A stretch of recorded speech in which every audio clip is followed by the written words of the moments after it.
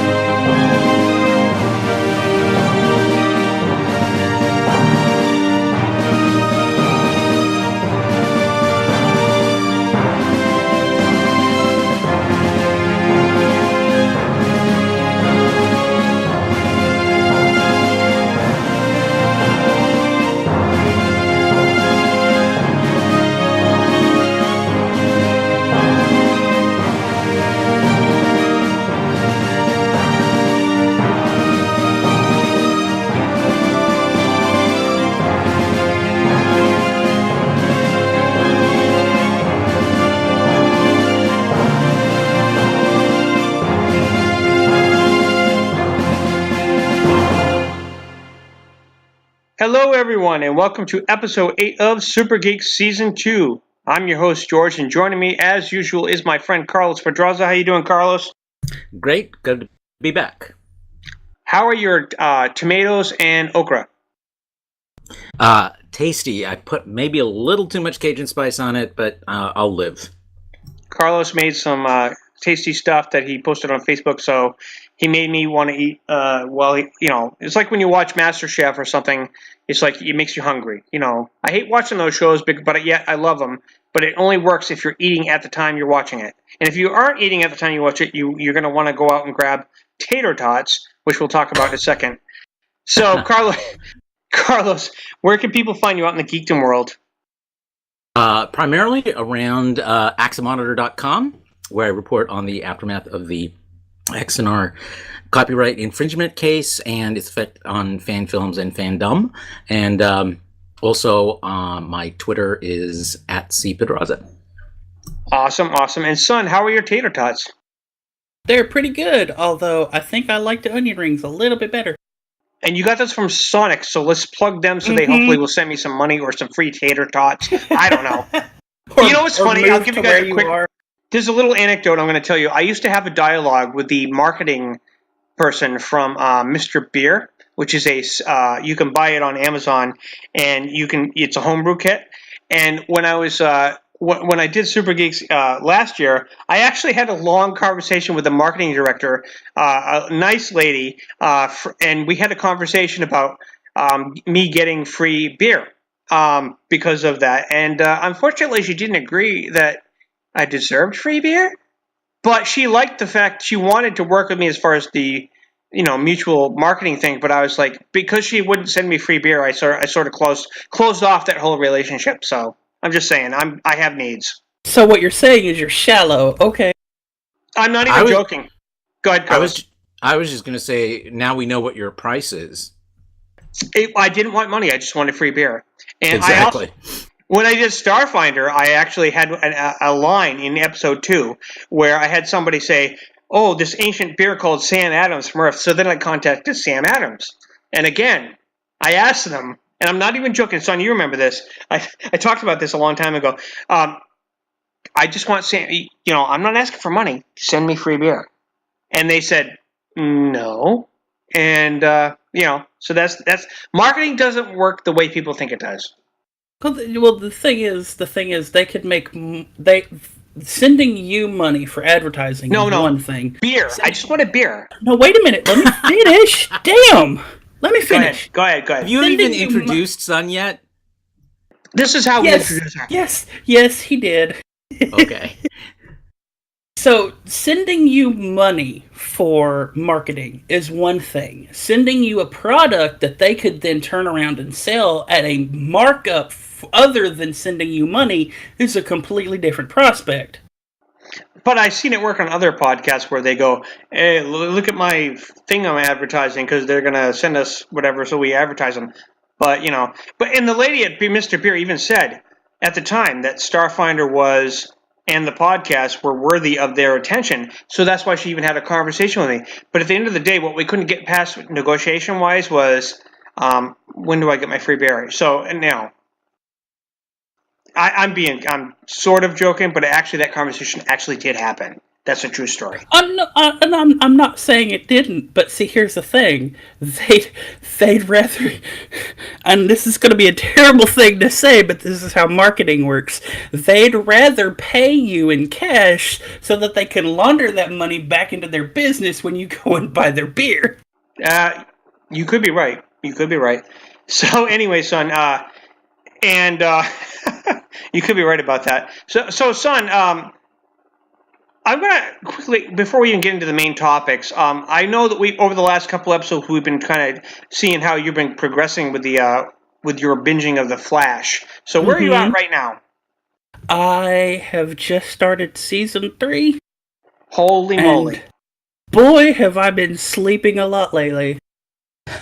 Oh, well. The side effects of binge watching a novel. I hear you. I'll be talking about a binge I did recently that Carlos knows about, which is Riverdale. I'll talk about that in a little while. But the first thing I want to talk about, which is, this is going to make everybody laugh, but it's actually a topic on the internet, and that has to do with the fact that Batman's penis is a thing. Well, it's always been a thing. Well, I agree. It is a thing we've seen before. It's now a thing. Apparently, but this it's a thing Batman, one or thing two. Yeah, this new comic, Batman Dark, is that what it's called? Yes, it's part of DC's new adult-oriented Black Label line. Not only have they Batman Black Label. Now there's a beer. Yeah. Oh my God, it is. You're right. Oh my God, damn. Okay, so that's true.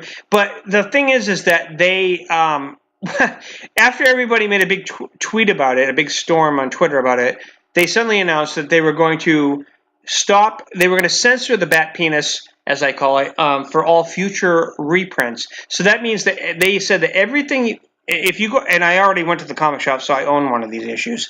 If you own one of these issues, it's now a collector's item. Because the second printing from this day forward, no bat penis. So for some reason, they seem to be suggesting that in the future, say 10 years from now, I can sell my limited edition first printing bat penis issue for a lot of money. I don't know. What do you guys think about that? It's possible, but at the same time, the bat penis exists on the internet for free. So, I mean, owning the physical copy is something collectors will want to do and will probably pay a lot of money for, but at the same time, it's out there on the internet. Yeah. True, but DC edited the digital comic almost right away. So did they? Yeah, they. It doesn't matter. It's still the internet. The pictures. Oh, sure. I mean, there are screenshots people have taken of it. Oh, and people are going to Photoshop the hell out of that. You know that very much. Well, and it's not like, I mean, technically it's the full Monty, but more, it's like silhouetted with, an outline of light. Yeah, like a shadow. Like, yeah, I hear you. The best joke I saw from this whole thing was somebody posted the picture and somebody else goes, is he half erect after beating the hell out of that guy? And the person who posted the picture responds, he gets hard on bat vengeance. Oh my God. Can you believe we live in an age where people are talking about Batman's penis? I mean, Superman's penis, shouldn't that come first because he was before Batman? I don't know. Actually, it kind of did. Back when Brandon Routh did Superman Returns, they had to airbrush photographs of that part of his uniform because it was more prominent than they thought necessary for a family picture. So it's a good thing Tom Welling never actually ended up wearing the suit in Smallville. I thought he wore it once at the very end. He actually, it turns out, never wore it. They photoshopped it on him, apparently. They just showed it in the Fortress thing when it popped up. But from what I keep hearing later, and Tom talks about this in podcasts, he says he never actually put on the suit. They photoshopped it onto him, which is sad. Hilarious. It's hilarious. But I mean, that was their thing. Is he's never going to wear the suit? So I guess technically they didn't break their guarantee. Yeah, it's the best of both worlds. There's only so much credence we can give to this topic. I just found it amusing that the Batman penis was a huge thing. Like, oh my god, that sounded even worse when I said that. But see, here's the thing you have to admit. In delayed reaction. In everything in our culture here in the United States, sex is still this big, huge taboo that we don't really talk about and don't really display or anything like that. You just said huge display in the same sentence about the bat penis. I'm just saying. Yes, I did. Yes, I did. And I did it for a reason. You're proving her point. Oh, yeah. And see, there's this taboo, this we don't talk about it in this culture that has created this prudish, childish kind of thing around all of sex, not just oops, there's a silhouette of a penis in a comic book, but oops, there's breasts in the Super Bowl. Better censor that. They're actually comparing. People are actually going out of their way to compare the measurements of the dude from the Watchmen there, the blue guy, Dr. Manhattan. Yeah, Dr. Manhattan. They're comparing his junk to the drawing scale of what they did with this and saying, who's bigger? Like, this is a thing we have to worry about. Well, and technically, Dr. Manhattan, he could grow and shrink his entire body. He could do, yeah, exactly. So I think when you have that level of molecular control over matter, it doesn't matter. See, here's the thing. There's a fetish called hyperinflation, and no, you don't want to know about it. Yeah, I mean, Mr. Fantastic would trump all of them. So, just saying, Susan Storm is a very happy girl. Anyways, let's move on from this subject, only because if I don't, I'm going to get carried away. Because I could. Calgon, take us away! Exactly. So, I'm really excited to talk about this. Captain Marvel. Her trailer dropped. A lot of fans have been waiting for this for years. Brie Larson, the people have been waiting for this first look at this character is, for me, I mean, I'm sure Carlos, probably you two, son, are aware of the character, Carol Danvers. She has never been on the screen before, but she's been except for in cartoons, and she's actually considered the most, not just for the women thing, she's a powerful character in the comics, and she is the sort of the Superman for Marvel as far as the MCU goes. Kevin Feige, the guy that's in charge of the MCU, even went on record and said, and he said she is literally the most powerful character in the MCU. He said this in an interview, and he said, and people have been posting lately because in the comics recently, she can beat the crap out of Thanos. And the reason why I think the comics did this is because they want to point out, when you watch Avengers Part 4, be ready, because when she comes in, it means something. She's a powerful character. She's not just a female-led superhero show. She's the real deal. She is the character that is she's more powerful than Thor. She's more powerful than Iron Man. She's more powerful than anyone we've seen so far. And I was amazed. The trailer's not like, oh my god, this is the best trailer I've ever seen. But because I'm a fan of the character when she used to be called Miss Marvel, and then she changed it to Captain Marvel when she took over the legacy of the guy that's played by Jude Law, which is another subject. He's a character called Captain Marvel, who's a Kree. I was very happy with the trailer. I'm going to start with you, Carlos, because you're a comic book aficionado. What did you think? Well, I thought, as far as Marvel Cinematic Universe trailers go, it did its job. I'm a big Brie Larson fan anyway, and I think having a female-led film in the Marvel Universe is long overdue, and I think they chose the right actor and the right story to finally take the plunge. So yeah, I'm looking forward to it. I'm interested in seeing how they integrate it, since it's set in the 90s, into the cinematic universe canon, and where she's been during the whole Thanos thing that we saw in the last Avengers movie. So I'm sure they'll answer all those questions. But I think people are going to be interested because they want to know more about this character that's hopefully going to save the day or take on Thanos in a way that allows the Avengers to save the day. So we'll see. I'm looking forward to it. And the blockbuster definitely signatured the right from the beginning of the trailer that it was in the 90s. I love that part. Well, except for, there's the world's last remaining blockbuster is in Alaska. And so I actually assumed that was part of the joke they were making, that it was a remote, place where she was landing or whatever, and that it was in Alaska. But then I realized, I've heard already that it was 790, so I rounded it up. Yeah, and she's been seen on. There's been pictures behind the scenes where in the movie she wears a Nine Inch Nails shirt, and Nine Inch Nails has contributed music apparently to this movie. Whether it's a licensing thing where they're playing Nine Inch Nails already made songs or they make something new, I heard different stories.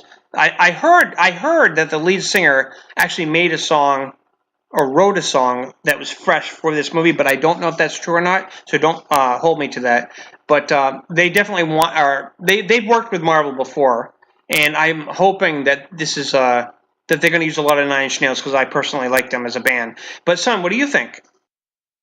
Well, because I'm more on the watching people react culturally to this, it's been crazy on both sides. I mean, Picard slapping his face palming crazy on both sides. You've got the people on one side going, it's my social justice because they had to have a woman lead character, and it's like, but she's been a comic book character for like ever. What's exactly. your beef? And then there are the people on the diversity side, like, she's a white woman. Why is she a white woman? And I'm like, oh, for fuck's sake. You've actually seen people say that stuff? Yes. I mean, we literally talked like 2 episodes ago of the girl that's going to play Batgirl being accused of not being lesbian enough. Batwoman. And There's a big difference. And not being Jewish. And it's like, for fuck's sake, you were supposed to be the diversity people. Why are you attacking this woman for actual diversity? Just to be clear, it's Batwoman, because there is a difference, because Batgirl... I'm sorry, I get them confused. I know. I'm just saying that because of the fact that they're about to do something with Batgirl, I guess, apparently, down the line, and she's getting her own show in the DC Universe. I found out yesterday, that was another topic I chose to... I was not going to talk about it, but now I guess it's kind of being naturally dragged into this conversation. They are going to do a Batgirl show, so, yeah, they are 2 different characters. It is confusing, I agree with you. But I mean, just watching the people on both sides of this little culture war go, it's not good enough, and you're like, can't you just wait until it comes out and then critique it for what's wrong with it instead of looking at the people who are on the cast list and going, that's not right? I will say this, that the character, I've always enjoyed the character of Carol Danvers. Again, she was called Miss Marvel, and for those that are not familiar with the character, and this isn't a spoiler because this is just general information, the way it worked was Captain Marvel himself began as a Marvel character who was a Kree, and the Kree are an alien species in Marvel, and he was a soldier who was sent to Earth to spy on Earth in a pre-plan for them to the Kree warriors to invade. And the Kree race was in a war with the Skrulls, who were shape changers. So he goes to Earth and he sort of scouts out things, and he decides, I like the humans, I don't want them to be invaded, and he turns and helps humanity against the Kree. So he ends up becoming a big Marvel hero, and later on he died of cancer, and it was a big event, the death of Captain Marvel. I actually remember reading that comic book. And what happened with Carol Danvers was she was an Earth Air Force pilot that he kind of became involved with, and some kind of an explosion, I can't remember, something, there's different interpretations, but his Kree DNA kind of went over to her when he was protecting her, shielding her from some kind of explosion, and so she kind of absorbed his DNA and became like a hybrid, She became like and she called herself Miss Marvel.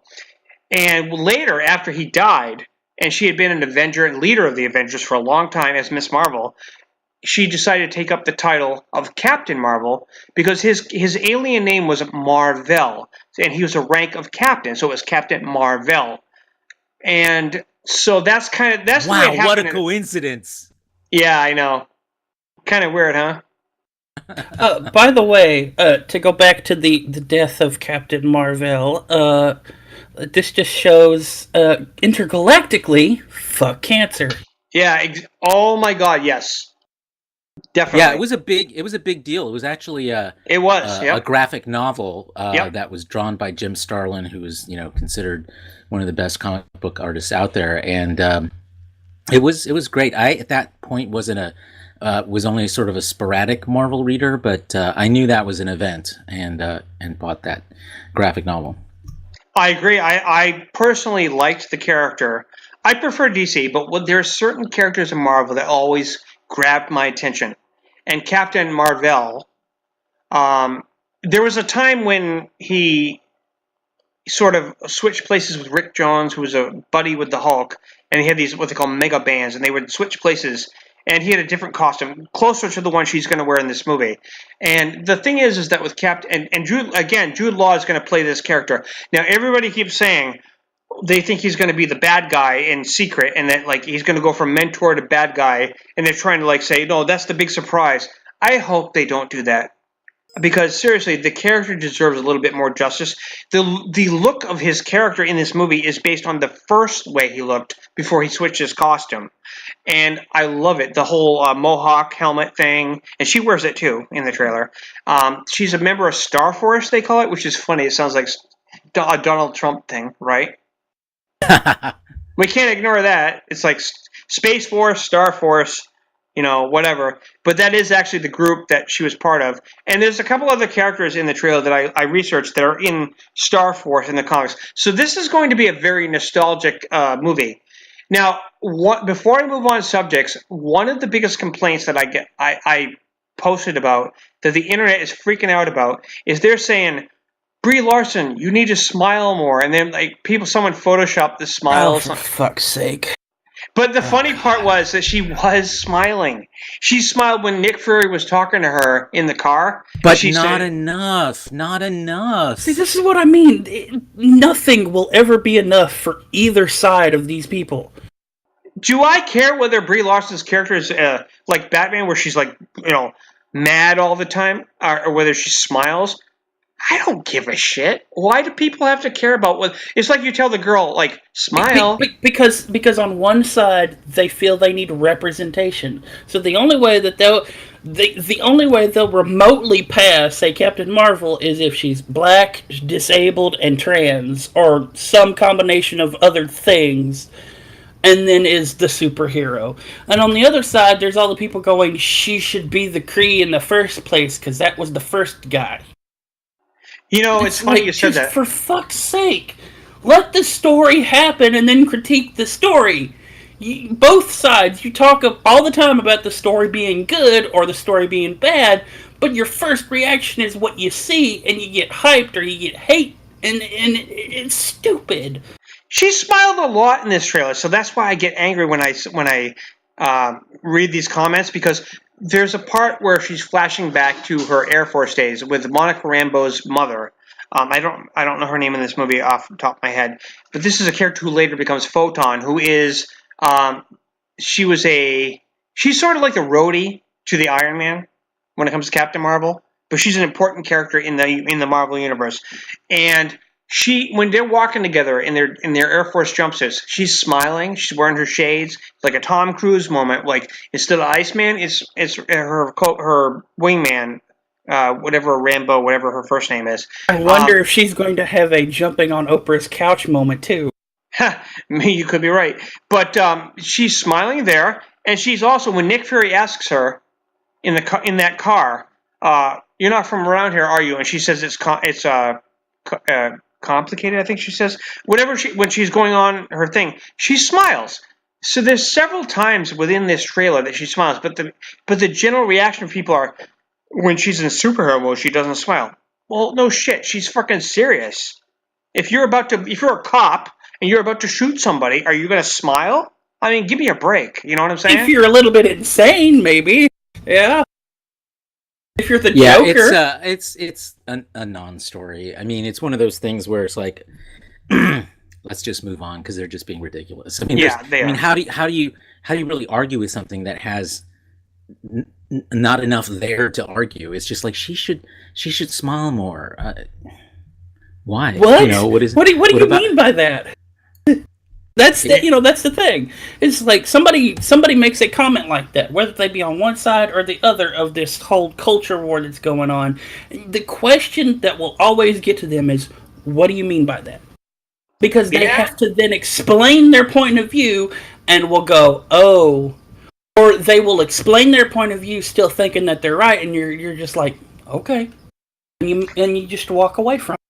I completely agree. Okay, so I've been talking to Carlos about this subject. We're going to move on just a little bit here. And I've been watching, we talked about Sabrina, the trailer, last week, and I started going, you know what, I never gave Riverdale a fair chance, because I always had this thing where, like, I grew up personally with the Archie comics. I loved the Archie comics. In fact, before we started this show, I asked my girlfriend, because she's close to my age, do you remember the Archie comics, and what do you remember? Now, she was aware of them, but she didn't actually personally read them. But she knew about them. And I've always been personally a big fan of Archie, Jughead, Veronica, Betty, all of them. So I decided to give Riverdale a chance and started watching it. And I kept updating Carlos. Oh my god, you know, like, I love this character, I love what they're doing. And he was like, oh, wait till you see this, wait till you see that. So for the longest time, I dismissed Riverdale as being nothing more than a sort of a cheap knockoff to 90210, like taking the Archie brand and selling it and using 90210 and stuff like that. And the writing, but the thing is, the writing, I was wrong. I was completely wrong, and I am learning something from this, because the writing is so on point and the characters are so well developed that it had me going from the first episode that I had to binge it. And then I found out Luke Perry, that's the dad. And Carlos was like, wait till you see who the mom is. Remember that, Carlos? Oh yeah, because I knew who so it was. What you're saying? Like, oh, he's gonna. So what you're saying, George, is that you were texting Carlos like a gay boyfriend watching Star Trek for the first time, going, "Oh my God, this is crazy! What's going on?" That is 100% true. You 100%. I was texting him every like 5 minutes when I'm in the middle of watching the first episode. I'm like, "Oh my God, Luke Perry's the dad." He's like, "Wait till you see who the mom is." And I'm like, "Oh really?" And I was like, I mean, because I'm a huge 90210 fan. I'm unapologetic. I don't care. But as I'm watching, I'm like, and Carlos said to me, "Oh, my favorite character is Jughead." And now at first I didn't agree with him. I was like, well, I'm only seeing what I see. And as I watch and I watch and I watch, oh my God. And Molly friggin' Ringwald, that's the mom. I'm like, what the F? Isn't this adorable, Carlos? It really is. I love it. And the show reminded me of a mix of Twin Peaks. It really did. It meets Dawson's Creek, meets 90210 at the end of the day. That's the mix. Well, they definitely were going for a Twin Peaks kind of vibe in it. And I think they pull it off. You know, it's not a copy, but you can definitely see the inspiration in the look and the feel and the music and you know, how the actors are directed and so forth. So I really enjoyed it. I had a few problems with the latest season, but in general, I remain a fan, especially of Jughead. A lot of people, I keep reading and hearing that people had a problem with season 2. I just finished season 2 yesterday, actually, and well, anyways, my favorite characters are this. As far as females, Cheryl Blossom, no doubt. Madeline Pesh, who plays Cheryl. By the way, she actually beat Gordon Ramsay in a vegan cook-off on MasterChef as a special little. So she did actually beat him. You know that. I love that you know that. See, last week I linked that to you. Did you not watch it? Or? last week you told us she was in a competition, and this week you're telling us she actually won that competition. That's she did. She did. Well, I mean, yeah, it's subjective, but you have to see it. Gordon cheated. He couldn't compete with the. She's like extremely popular outside of Riverdale. She does her own channel, and that's because he's not used to vegan. Well, she used to be a producer on MasterChef Junior, as it turns out, and she talks about it on that competition. And she and Gordon Ramsay have a relationship as friends. They know each other. So when I watched that, and that was before I even started watching Riverdale. So now that I've watched Riverdale and I appreciate the character and her acting capability, I'm like, damn, because she is the multi-talented. In my opinion, after seeing being caught up and watching 2 seasons, she is the best character on the show as far as females. Now, as far as males, Carlos, I'm going to want to 100% agree with you. Jughead is the man. Yes, I mean he's the character who has to change the most and is confronted with with the most kinds of obstacles, and that's typically what you see happen in a narrative of the main character. And while Archie, who I suppose is supposed to be the main character, he has his obstacles he runs into as well, but Jughead's I think resonate a bit more deeply than Archie's does. Definitely. It would be interesting to have a live action version of the Peanuts. Oh, you know what? Where the main Jimmy character, Kimmel. where the main character and the person who goes through the most change would be Lucy, so she's not picking up the football every time. Oh my God, it's so funny you said that, son. Not Jimmy Kimmel. Who's the other guy from NBC? Jimmy Fallon? Yeah, he did a parody of Riverdale on one of his Tonight Show things about the Peanuts growing up. It was so funny. I gotta like that. But yeah, it was funny. But Jughead was, to me, his growth from being a nerd, lone wolf school reporter to leader of a gang, the Serpents, was amazing to watch over 2 seasons. The way it happened, the way it sort of progressed. And but I have to say, the least favorite character, and this is a probably unpopular opinion, but it's Betty. I hate her. I'm sorry. Oh, I love Betty. What's the matter with you? There's something about the way her facial expressions. It freaks me out.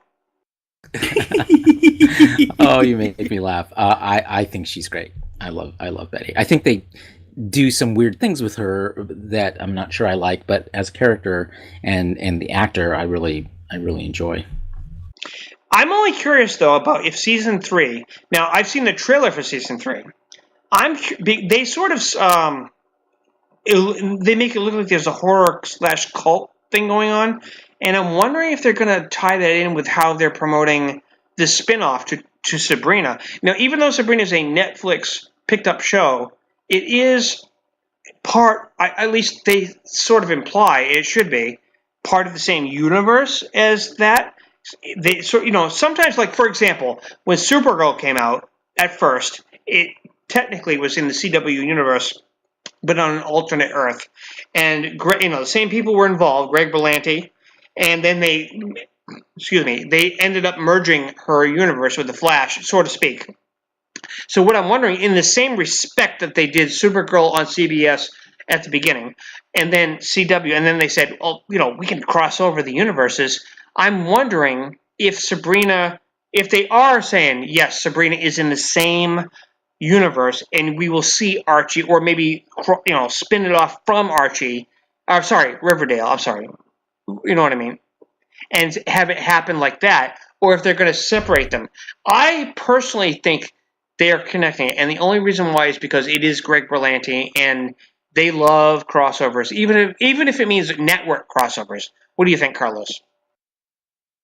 Well, I mean, I think anyone who loves comics loves crossovers. I mean, we saw, Marvel and DC used to do crossovers occasionally. Superman versus the Hulk and so forth, and so they're predisposed to it. And the fact that they've done cross-network crossovers before with other shows that it's entirely possible. So. It's just a question of building up the right hype so that both networks win the ratings they want to win, so they don't feel like one is taking advantage of the other. Absolutely. Son, let me ask you this. Did you ever read, or were you ever a fan of the Archie comic growing up? I've every time I've gotten my hand on a Sunday paper ever, I've always gone to the comic book section first because I'm just a kid like that, okay? And yeah, Archie has always been a part of the Sunday paper. So I can't say that I've 100% followed the story of whatever's going on, but yes, I've read the comics here and there. Interestingly enough, for a while, one of our local TV stations had a channel that was running a bunch of older cartoons, like from the 60s and 70s. And there was like an Archie Super Show cartoon that I would watch on Saturday mornings. Yep. For a little while. And the band, the Archies, Sugar Sugar, is still considered one of the best pop songs. I love when they use that song. That was awesome. Yeah, I thought that was a nice homage. But yeah, I've not really followed the story. Everything that I know of Archie has just been gleaning stuff from bits and pieces over the years. Like, I didn't even know Sabrina the Teenage Witch stuff was even a part of the Archie comic universe until I saw that cartoon, and there was a whole Sabrina segment of it. Shawn wants to pop in. I guess send him the link. My one last question. Oh, Carlos, did you catch the Easter eggs about whenever they kept talking about little Archie? I don't remember. It's been a while since I've seen it. I mean, I remember they did that one like dream sequence. I think it was Jughead's dream sequence. Where they had everyone dressed up. He kept saying, my dad would say little Archie, little Archie. Someone would say little Archie. And the joke was that I used to read Little Archie was its own comic book. Yeah, it was its own. Yeah, but every time he talked about his past, he would say Little Archie. And I was like, I would actually take my hand literally and put it up to my heart like I was almost like I was standing up to the flag or something, you know what I mean?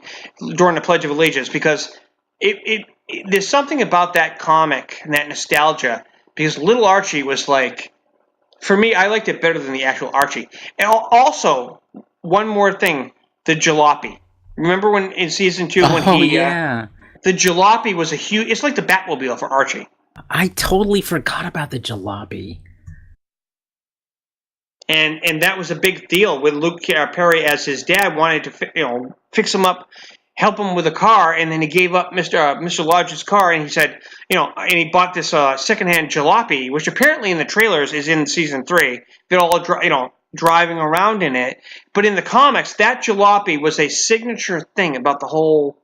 They're all hanging out and they're driving around in the jalopy, so it was a big deal. Hang on, guys. I just got to link Shawn. I gave you the link for the server address. There you go.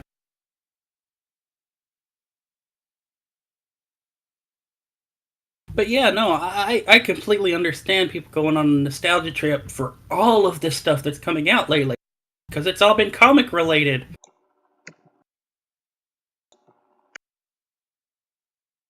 Yeah, exactly. Yeah, who knew that comics would rule the media landscape one day? I mean, we had the Garfield ones. Where's I can't remember if it's Circus or Circle, but where's Family Circle? Family Circus. Circus. Oh my god! I can never remember that. I'm surprised nobody saw that into a TV show. Where's our live action thingy? Yeah, exactly. That was actually, I remember that one. That and geez, there were so many of them. I mean, everybody's done the Peanuts. Where's our live action Mallard Fillmore? I was actually watching. You know what's funny? It's just because we're on this subject. I was watching. I was going through clips yesterday. There was a 1980s, and maybe early 90s film called Return to Riverdale, when they all were like reuniting, and it had I'm watching it, and the guy who played Jughead, I forget his name, but his son and him did a rap together. It was actually pretty cute. But the Archie character and his friends, they are they've been around for like as long as Captain America. I mean, they've been around since pre-World War II. Well, maybe right around World War II. So, I mean, these are not just, there's a legacy. And when they took these characters, that's why I was so turned off by watching Riverdale until recently. Is because I looked at like, really, you're going to take these characters and you're going to like try to use them as an excuse to do your version of 90210 or whatever your modern thing. You just sort of use these characters as your excuse to get people to tune in. And at first I was like, that made me go, no, no, no. But then when I actually watched it, yeah, I'm cool with it. Channel is recording. Hello, Shawn. Well, hello. Okay. That's my Jerry dishwasher review time. Okay, here's the thing. Dishwasher's a piece of fucking shit, is what it comes down to. That's my review. Succinct and to the point. Well, are you still on the road to Arizona? I'm on my way to Phoenix right now, getting gas right now at my local Terrible Herbst, which is a Chevron Texaco gas station. The only one I'll go to because they are the only ones in town, other than Green Valley Grocer, that have the Coke freestyle machines, which I'm just obsessed with. I literally have an app on my phone to find out where the closest Coke freestyle machines are because I am so obsessed with these things. So yeah, that's okay. For us normies, explain what a Coke freestyle machine is. Have you've probably seen them? You probably should know what they're called. Okay, it's like basically there's these computerized Coca-Cola machines that you can have hundreds of different combinations of any soda you want. And my big you see them a lot at movie theaters, self-serve sodas. Right. Oh, they're like the self-serve soda fountain. Yeah, it's exactly what they are. They're self-serve soda fountain. They're computerized, but they've got hundreds of different flavors you can mix and match. And my big thing is that they're the only place that I can find in the state where I can get diet grape soda. So that's like a big thing for me because, like, yeah, I got to have my diet grape soda. But I found out something the other day that if you mix diet grape soda with Diet Barks vanilla, oh my God, you have died and gone to heaven. Wow, it is amazing. So anyway, that's. I mean, at that point, you just have barbecue sauce. What's that? I mean, at that point, you just have barbecue sauce. Shawn, before we move on from the last subject we were talking about, have you watched Riverdale, and what is your opinion if you have? I have not watched it yet. Then don't worry about it. Okay. Yeah. But after your glowing review the other day I saw on Facebook, now you got me curious, and I was one of the people that saw that and said, "Oh, fuck me." Well, did you grow up reading the Archie comics? Are you aware of that stuff? Let me put it. I didn't grow up reading Archie comics. Certainly aware of it. Read enough of them and the concept of taking which was an entirely, literally a comical tongue-in-cheek franchise like the Archie comics and turning it into like a dark that's exactly what they did. Good. That's right. A good. Yeah. It threw me off, but then again, it's like I started to think about it, and the more you guys have been talking about it, we were talking last week. This is a CW. They have a way of getting onto these properties and getting good writers, strong casting, and really they can just take the ball and run with that. Exactly. I'm kind of open to pretty much anything they're throwing my way right now. You know what's funny? It's funny that you said that because I was watching a panel for Riverdale, and Greg Berlanti said that when he went into the office of the head people, he said, "We have this idea that we've been working on for 2 years about taking the Archie characters," and the lady who's in charge said, "Nope. You don't need to sell it to me. Just do it. You guys have already proven yourself. Just do it. Go. We're already going to do it. You don't even have to talk about it." She just trusted him. Yeah, it's like the Spielberg or J.J. Abrams effect. It's the same type of thing going on with Greg Berlanti. The guy knows his shit, so it's like he does. So they got to the point where they just like if he has an idea, she goes, "You don't have to talk to me. Just you tell me what you need. Just do it, right. and they'll just see what happens." I like that. Yeah, me too. I'm actually kind of excited about jumping into it now. How many seasons are you into now? 2 or 3? Just two. There's just 2? Okay, good. Well, now I'm excited. So now that Shawn's here, Carlos, I would like to give you the floor for a minute to update, unless Shawn's getting gas, or what are you doing right now? I'm getting gas, but go ahead. You're fine. I was just guessing. I love how we have these, Shawn is on remote. Yep. He is. He's our field reporter. Yep. It's all good. All right, so carry on, gentlemen and ladies. So, Carlos, you wanted to update us about the specialty, we should say, of your experience about something that's going on with the Axanar situation. What do you have to update us on? Well, as you may know, Axanar has plans to make 2 more short films. Oh, by the way, the blogs are back up, just so you know. Oh, thank you. Yeah, the site was down. So, 2 items this week. Here comes that 18-wheeler. Hey, Shawn, can you mute your microphone? Yeah. Hold on 1 second. I'm actually. It's not even. I mean, I'm in the store. That's the warm sound of the embracing and loving Coke freestyle machine, I think. So hold on 1 second. Let me hit my mark.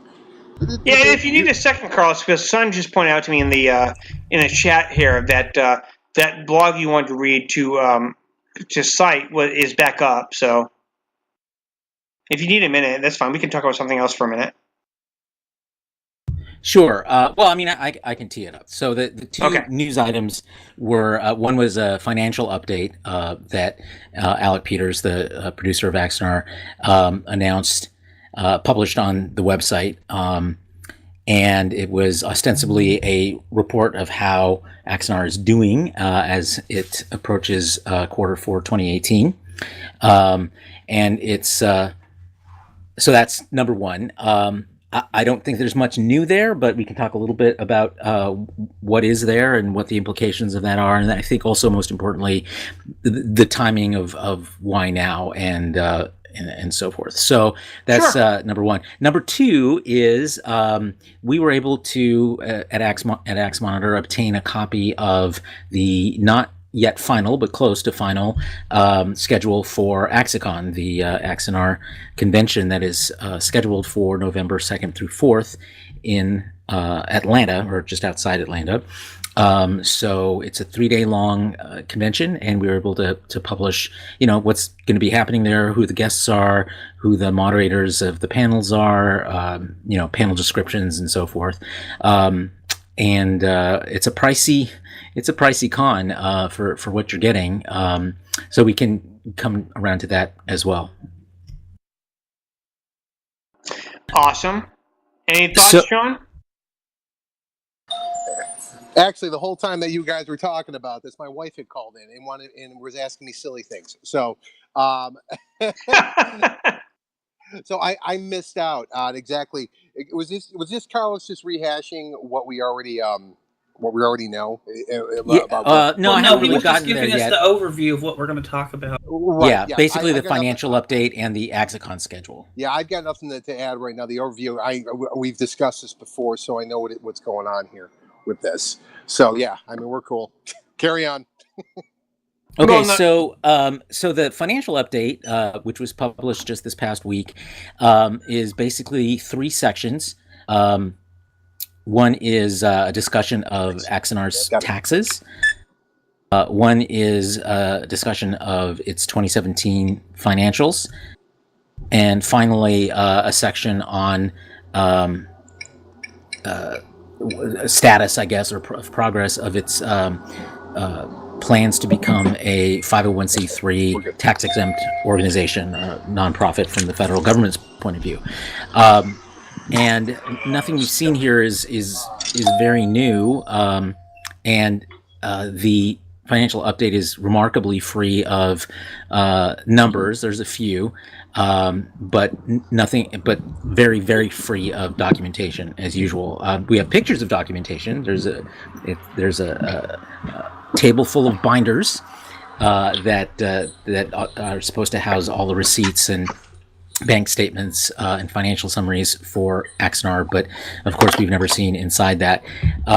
He makes the claim that these have been reviewed by all kinds of legal, industry, accounting professionals, and We don't have any documentation of that either. We know that that he set up a committee of people supposedly in the industry. Well, they are in the industry, but they're not accountants, and set it up so that they only looked at part of the accounts, and they never actually finished their review. They wrote up a draft, and he published that draft, but without an actual sign-off from the committee members. And if you look for that report from the committee on their website, it is no longer there. And my sources tell me it's because the chairman of that financial review committee insisted it be taken down because it has him listed as signing off on it, and from his point of view, it was never complete. So that's gone. You can't even find it anywhere on the Axanar website. Luckily, we have a copy of it available for download at axamonitor.com, so you can see it, as well as the tongue-in-cheek children's book that we produced called "Think of the Children," which breaks down in comic book form all the problems we have and the questions that remain about Axanar's finances. So overall, because I don't want to spend too much time on this, we just don't learn very much more about Axanar's finances other than what Alec Peters tells us, but again, free of actual documentation, and that remain, and his artificial distinction between money that came from donors and money that came from somewhere other than donors, is just a way to be able for him to claim that money that court documents alleged that he spent on personal expenses wasn't actually spent on personal expenses because he paid it back later. And, we just have no way of verifying any of those claims. He claims to have put $150,000 in, and maybe he did, but again, there's no documentation of that. And I know from interviews with the committee members that Shawn, they were never... Turn off the AC, dude! Okay, hold on. No, we're good. Let me get back in here, and I'll take care of that. Okay. You do rein it in good. I'll give you that. I hear you, Carlos. So you're basically your update is, there's some discrepancies and things that need to be looked at. I totally understand that. What do you take away from this report? Do you think that is this a sort of an annual review, or is this like what is it? It's something somewhere in the middle. I think that we know that he's got production scheduled to begin fairly soon for the two Axanar short films, but as far as I know, he needs money to actually produce it, and he's going to have to ask for money from people. He can't do it through crowdfunding. So there has to be like another round of sort of a fundraising. Fundraising. You have to go through like certain stages. Like you get like. I've been watching a lot of. I'm not an expert at all, but I've been watching a lot of like Shark Tank, Dragon's Den, all these shows, and like they go through certain rounds of financial the requests, so to speak.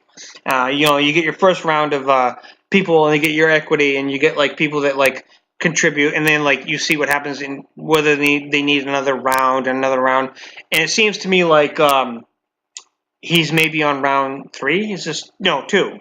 Right. Well, here's the dirty secret of shows like Shark Tank, is that most of the winners from that never actually end up getting the funding because they fail to make it past. That's actually I linked it today. I know some do, but the majority do not. And some of them don't. You're right. You are correct. The majority do not, and the reason why I think is the same reason.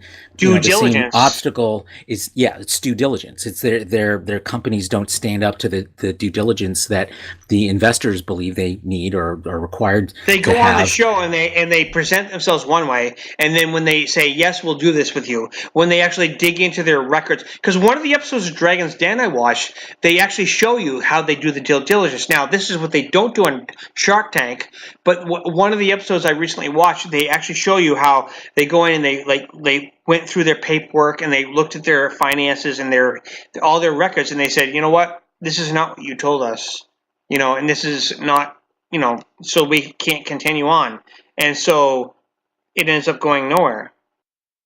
Yeah, and that's the case more often than it's not the case. And I think Axanar is sort of in the same place where, there has been no independent financial review of its financials, of all its financials. There's been cherry-picked reviews of cherry-picked records and documents. They have had an accountant who's done a report that was supposed to be submitted as part of the lawsuit, but when it was discovered that somehow the first set of financial records were different from the second set of financial records, that's kind of a problem from a legal standpoint. We know that they had a financial expert who was going to be one of their expert witnesses who reviewed the documents, but all we ever saw of it was kind of a summary that basically told us that a lot of money was spent not producing the feature film that was promised to donors. So I have a feeling that that due diligence would probably be a difficult hurdle to overcome. But of course, the only way to do that is to actually have due diligence. And so far, Axanar has tried very hard to prevent that to happen while looking like they are transparent, but they're far from it. There's just so many questions that are unanswered, that are fair questions. You can say I have an obsession or a bias or whatever, but a question is a question, and there's lots of them about Axanar's finances. And instead, what we see are personal attacks on anyone who's critiquing the financial management of this organization, while deftly, trying to make it about me and my problems when it's really avoiding legitimate concerns. Yeah. So that's where we are. And, can you guys hear me, by the way? Yeah, we hear you fine. Yeah, okay. What do you think, Shawn? I'm using push to talk right now just to make it easier for everybody. Yeah, and I know that you wanted to make sure that you could pipe in on this topic. So go ahead. Right. I want to address a few things that Carlos brought up, because of course they're all very poignant, and he's of course spot on with it. I'm going to just expand on it a little. I think I want to actually address what you just said, George, about the third round here. This isn't the third round. This is round one, and I'm going to explain to you why. Because you had 2 rounds already. You had an IGG and a Kickstarter. That money is gone. Okay, gone. That money was reported, as we have documented by Alec Peters himself, as of May 16th, 2016, when he was trying to get Terry McIntosh to sell him Terry's proprietary Ares Digital platform, that they had no cash as of May 16th, 2016. That was 5 months into the lawsuit. Okay. Now, keep in mind, Alec Peters received pro bono representation, by his own admission, $1 million of pro bono representation.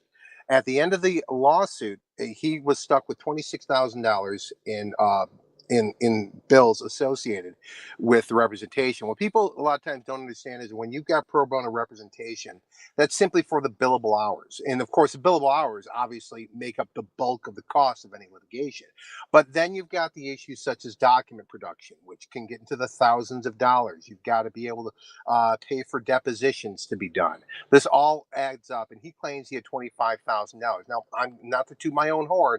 I expected, and I had said this way back then, that his expenses for this lawsuit were probably going to be in the $15,000 to $25,000 range. So him claiming it's $25,000 is not out of the realm of possibility at all. That makes total sense to me, especially considering the size of this lawsuit. But this doesn't; those numbers don't coincide with the fact that he continues to claim that the lawsuit cost, quote, the fans. Well, no, they cost him. They, if anything, but it cost the fans $500,000. This is patently untrue. This is impossible to have happened. By his own admission, I believe he claimed he had $250,000 as of December of 2015, and December 30th was when he was actually served with the lawsuit. So he was well out of money before that. Before then, and actually, I have another source that claims that Peters actually was even though he claimed he had $250,000, he really didn't. I only got one source on that. So I can't really take it any further. But the fact of the matter is, even if we take him at his word that he had $250,000 before he got sued, the math doesn't work on blaming CBS and Paramount for why he has no money. He has no money because he didn't know how to spend it properly, is what it comes down to. And so, and by the way, he admits to that. He said on a panel discussion at a convention in 2017 in Los Angeles that that it was a mistake to have tried to build his own studio, because it sunk just about $750,000 into all those costs to do the build out of that studio and some mismanagement issues. In one breath, he admits, and then it depends on what the narrative of the day that he wants to get out there is, what it seems, because he'll change that. It's like for years straight, for 3 years straight, he said he bragged about, like he was very belligerent about the fact that he was due a salary. And then when really a critical eye, mostly from Axanar and folks like myself, started to say, wait a minute, you're making a fan film. You don't get to pay yourself a salary for a fan film. And when the court documents started showing just how much in these expenses he had, literally tens of thousands of dollars in restaurant expenses, things like that. This is when Alex said, well, no, I didn't pay myself a salary. I loaned myself the money and then I paid it back. Actually, I'm just going to be fair right here, Shawn. When I look at, and I'm not an expert at all compared to you and Carlos at all, but when it comes to an opportunity, all right, I don't even know why this word is even getting brought up. I want to say entrepreneur, but it's not really the case. Oftentimes when you're building a business, whether it's, this is not fair. You know what? You're right, actually. As I'm saying this, I'm like, I was going to defend him and say, well, sometimes they have a right to take a salary based on whatever. But as I'm saying it, and as the words are coming out of my mouth, that just doesn't sound right. Yeah, I mean, the issue isn't this isn't a small business that he started. It isn't. Exactly. It was a fan film that was funded by him using intellectual property he doesn't own to get money from fans. Using crowdfunding sources that are completely outside of the realm of what a normal business venture would entail. Normal capital investment. There's laws that govern those. What he had done was use these crowdfunding outlets that don't have any laws governing them at all, don't have any kind of fiscal responsibility really associated, other than the rules of the platform. He was using his crowdfunding as a business capital excuse for all the other things he was going to do. That's correct, and I can say that that's correct simply for the fact that that's exactly what the court ruled. I mean, he can argue this all day, but the fact of the matter is that is exactly what Judge Klausner ruled, is that he had turned this into a for-profit business, and he did so intentionally. Whether that was his intent from the beginning, that you can't read into his mind, and I'm going to suggest that it probably wasn't, because I agree with that. By the way, I don't think it started out that way. I actually have gotten to know Alec. I'm only going to say this for like a minute, but just in case he's listening, and not just because of that, I actually feel, to be fair, he's a good person and his intentions are good, but I think he made some bad business decisions, and I think that's fair to say. I'm sorry if you hear this, Alec. I'm not criticizing you as a person. I'm simply saying you may have made a bad business decision, but this doesn't mean I don't like you. You know what I mean? I could criticize the guy all day as a person, but I agree. I know what you're saying. It doesn't, but it doesn't change the facts. Okay, the fact of the matter is that, like I said, like this being round one again, because round 1 and 2, the original ones, are gone. So we are back to round one, where he has, this is Axanar, the 2 15-minute episodes, and this is a whole new venture that he has to somehow raise the money for, and he can't do it through crowdfunding. So this is not round 3. So basically, everyone who donated to those first 2 crowdfunding, they're screwed, and that's unfortunately the only well he can go back to, unless he can find some sugar daddies out there to pay for this for him. But he has his constant contact list of emails for people to refer to go say, hey, you want to try again here? But that's it. He can't just put a shingle up on IGG or GoFundMe or Kickstarter and say, we're back at it again. Let's do this. He can't do that. So we are back to square one with that. And I'd like to address, here's the thing about these financials. This continues to drive me crazy.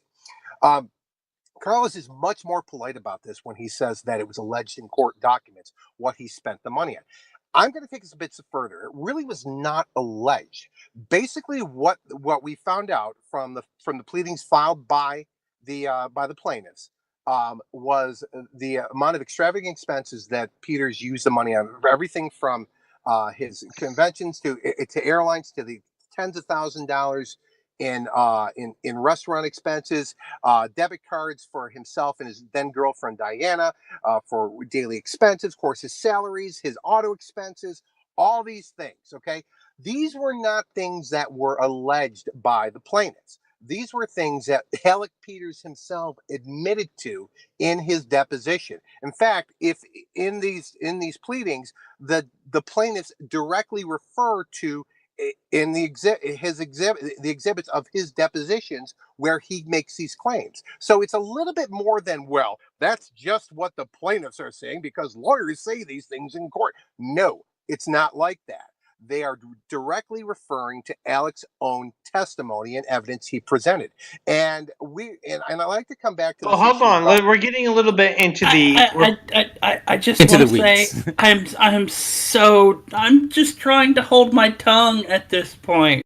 I want to say we're trying to report the facts, and we're starting to cross over into just Alec bashing, and I don't want to do that. Yeah, and I'm not interested in that either, actually, for what we're talking about. The issue is, why now? Why this financial update now? Yeah, it's just before Axanar, which is going to be in November, and basically this assurance that he's been a good financial steward of the money that came in through donations. That's what this represents, is his proof, if you will, that he's a good financial steward.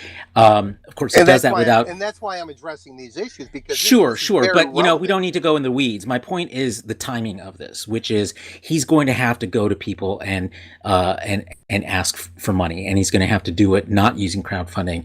And so it's important for him to make public statements that look like they're being transparent and look like they're showing that... that he's presenting numbers honestly, and in order to set the stage for those asks that have to be coming if he's going to pull off the production of these 2 short films. And so so it makes sense to me that the timing of this is just before those asks are going to begin. I mean, according to his own timeline, the production on those 2 shorts is supposed to start, in like December and go through the winter of 2019 with a projected premiere in summer of 2019. So, you need to get the ball rolling on that, and you need money to get the ball rolling on it. So I think this is a prelude to fundraising. Well, wow, that's a good movie title. I want to just make one more comment about this, and I don't want to, as Carlos says, I don't want to dive into the weeds too deeply on this. But it goes to Alec's credibility on this issue. If Alec wants to ever have any credibility regarding his financial stewardship, He needs to release, which he's never done, the I can guarantee you, just so you know, I can guarantee you, if you want him to hear this episode, I can guarantee he will if I say it. So if you want to say something, look at it like he's in the room right now. Well, it's very simple. He needs to release a 215-page financial document that the plaintiffs referred to, the one that he didn't doctor for his second deposition. The first one that shows exactly where the money went. I don't want an annual report. I don't want a 1.5-page summary like he tried to throw out last year that he slapped people's names on that he didn't even agree to. The 215-page financial summary that you submitted at your deposition, that's what needs to be released. If you ever want to be considered to have any credibility as far as handling people's money is concerned. That's all it. Right. Well, so I want to point out that like I said, I agree with if I didn't know Alec, okay, I just want to point out that as a person, my personal relationship with the man he's been nothing but nice to me. However, I mean, this is a business kind of discussion we're having. How do you handle this business? How do you handle this thing you've done? I'm looking at it from two different points of view. And I have told Alec, we've had conversations about this, and I said, look, I like you as a person as far as how you've treated me, and we've had lots of conversations. But I even told him, I'm not a fan of how you handled, I can understand why people have some concerns about Axanar.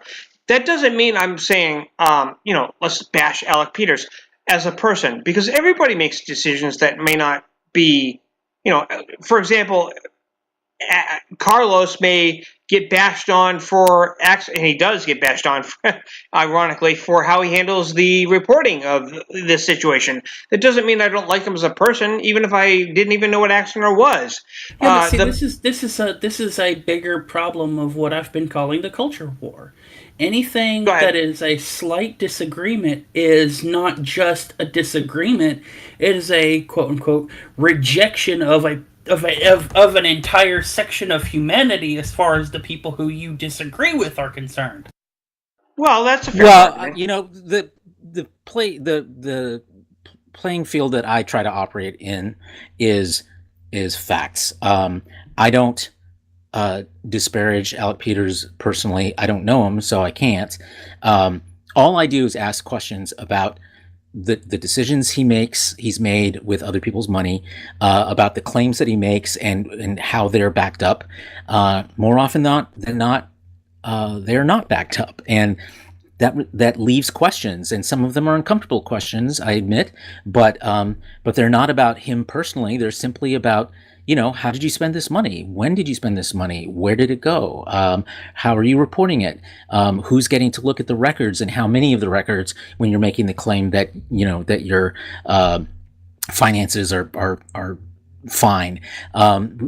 People are entitled to that kind of information. And they are entitled to that, Carlos. In fact, that's why I'm willing to allow, I want to not only talk about this, because for the longest time, I'm gonna just say this, and I said this on some other site. So I'm friends with Alec. If you're listening, here's the thing: I can be your friend, but if somebody has newsworthy reporting like Carlos does, it doesn't mean I don't really like you as a person. Okay, you can be one person to me in my face and say, hey, I respect you as a veteran, and you were homeless and you're my friend. I like you, and you did. You were a great guy. But when it comes to reporting the news, Carlos is a reporter at the end of the day. And Shawn has offered some things that may not be in your best interest as far as your personal opinion, but I will say that I'm not going to deny that voice, but that doesn't mean this is not a anti-Alec Peters commentary. It simply is saying that the management of this situation, which in this case is Axanar, is a newsworthy thing. So I apologize if you can't separate my friendship with you from allowing people who I happen to be friends with that don't agree with you to speak their mind. But I feel that I have to allow it, because if I don't, then I'm being biased, and I have to let things happen. Well, let me say this. I've in the past I've made my personal feelings about Alec remake. I've made them very clear, but my personal feelings about Alec, they came well after this whole debacle with Axanar was. I actually was friends with the guy myself. I don't want to, but my criticism of Alec though had nothing to do with my personal feelings with him. My personal feelings with him developed out of his reaction to me, because he did basically what it comes down to is I totally get that. You're gonna react, my point being here is that that's irrelevant to this conversation.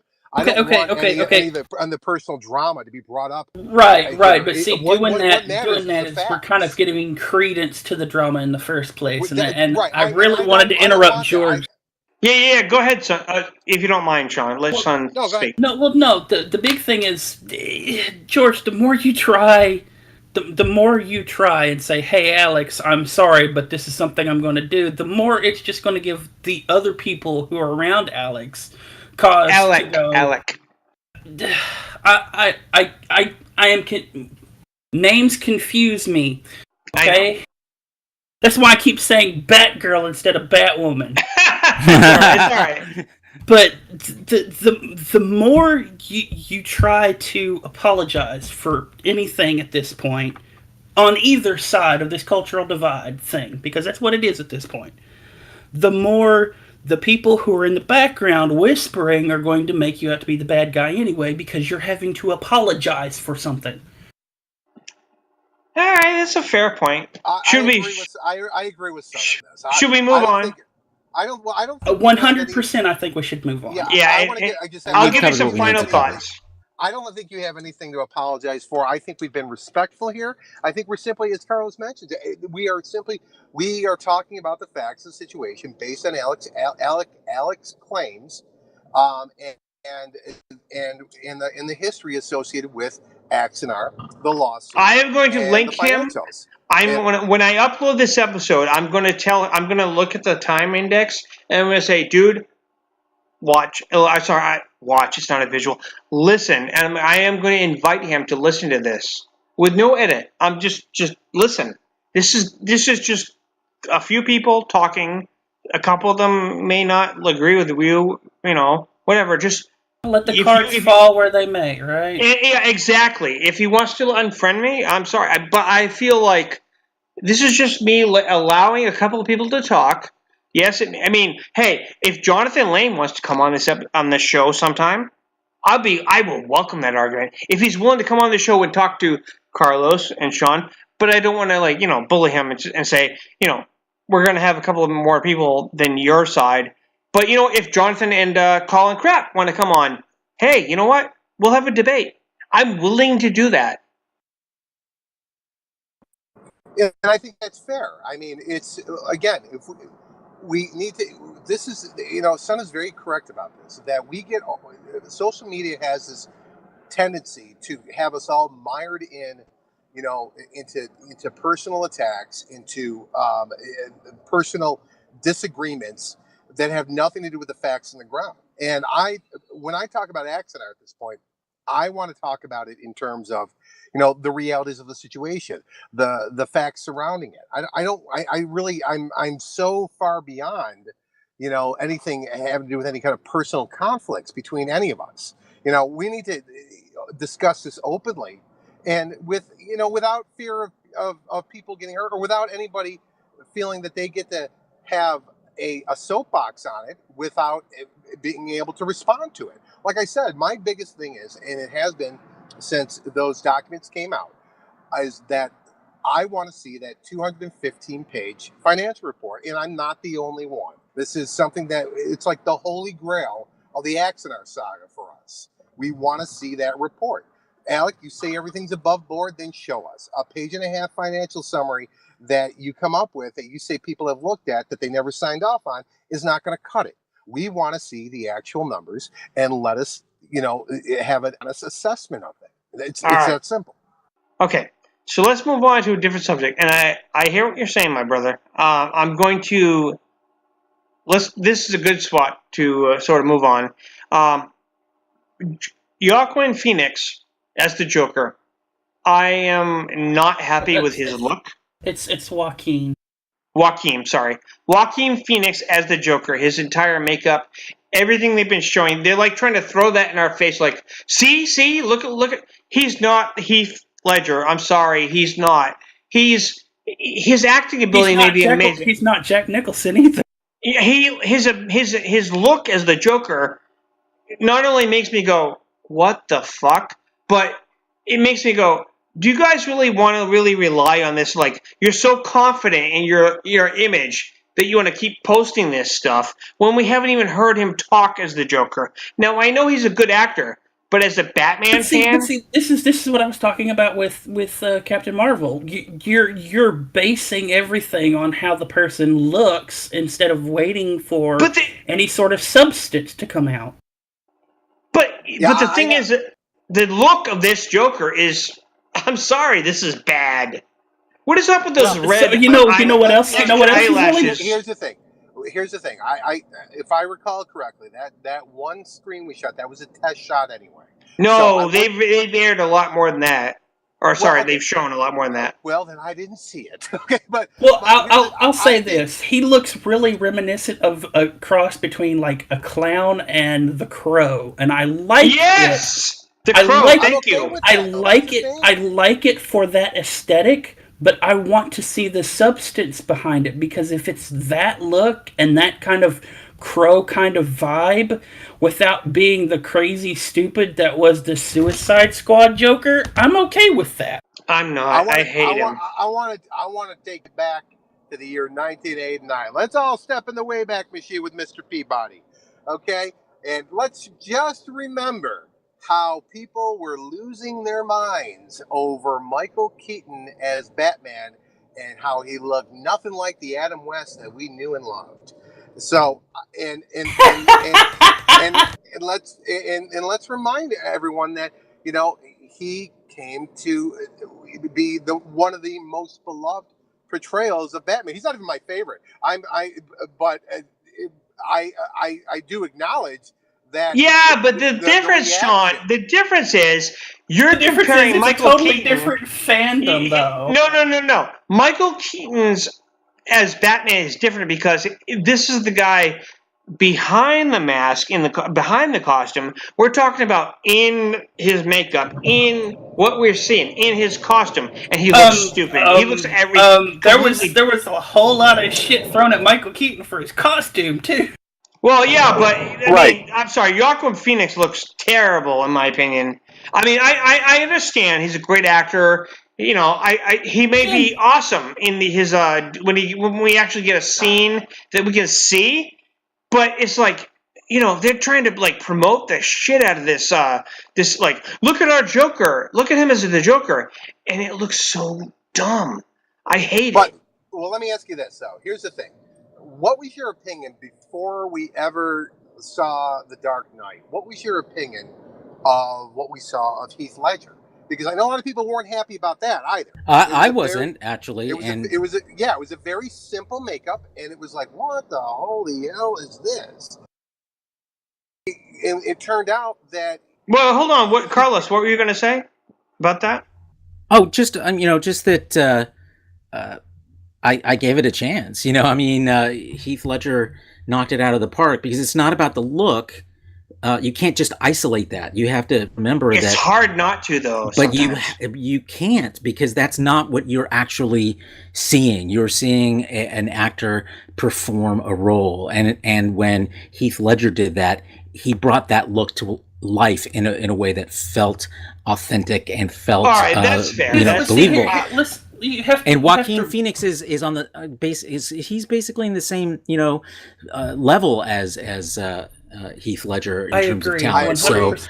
100%, totally. Jake, but see, here's the thing. You have to look at the Joker. And I'm sorry, George, I'm going to knock you for not knowing the Joker. You have to look at an actor. I don't know the Joker. Okay, go ahead. Yes. You have to look at an actor who is playing the Joker and realize that the face makeup is a third mask for the Joker. Wait a minute, you might be right, son. Maybe because I'm Batman, I don't know the Joker. Good point. Go ahead. There is the face makeup for any given Joker is a third mask for the Joker. There's the Joker that is giddy and happy to do just about whatever the hell he wants. And that's one mask. There's the Joker that in his acting portrays that he has some logical conclusion going on for what he is doing. Now, the first mask was your Heath Ledger. The second mask is kind of what we see out of Mark Hamill when he was doing the animated series. And the third mask is the physical portrayal of what the Joker is. Because that physical portrayal can either be the first or second mask. So the third mask is just the appearance of what the Joker looks like as he's playing the first two. Damn, I gotta get you to start writing some of the episodes of Bat Radio. Damn. Yeah, I'm honestly, I at this point, I've been so incredibly surprised by portrayals of different characters that don't look like how I expect them to look. For example, Chris Pine, at least by the third Star Trek movie, by Beyond, he had me convinced he was Kirk. It took him 3 movies to do it, but by the third one, he had me convinced he was Kirk. I have to disagree with that one. I have to disagree with that one, but only because of that Kobayashi Maru scene where he sits down in that chair and is eating that apple. Yeah. Damn well know that's something that Shatner would have done on set, like a smug bastard.